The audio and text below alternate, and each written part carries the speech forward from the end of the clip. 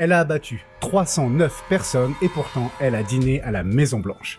Elle, c'est Lyudmila Pavlyuchenko. En 1941, elle est encore une jeune étudiante russe à l'université de Kiev. Mais bon, ça, on s'en fout un peu. Nous, ce qui nous intéresse, c'est à partir de juin 1941, lorsque l'Allemagne nazie décide d'envahir l'Union soviétique. Nom de code, Opération Barbarossa.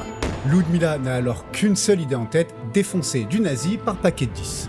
Au sein de l'armée rouge, elle fait partie des quelques 2000 femmes snipers.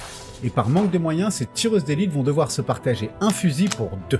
Et malgré ça, croyez-moi, elle ne va pas chômer. Lyudmila va très vite devenir le cauchemar des nazis, à tel point qu'ils vont lui trouver un surnom, la Dame de la Mort. J'ai envie de vous dire que de la part des nazis, c'est quand même un peu gonflé. Les cibles préférées de la Dame de la Mort, donc, ce sont les officiers et les snipers allemands. À croire qu'à vaincre sans péril, on triomphe sans gloire.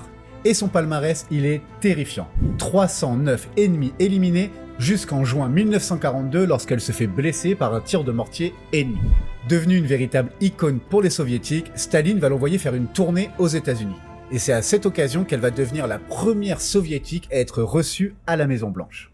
Et cerise sur le gâteau, à son retour en 1943 dans la mère patrie, elle va même être honorée par un timbre à son effigie. Au pays de la propagande, c'est un peu la récompense ultime.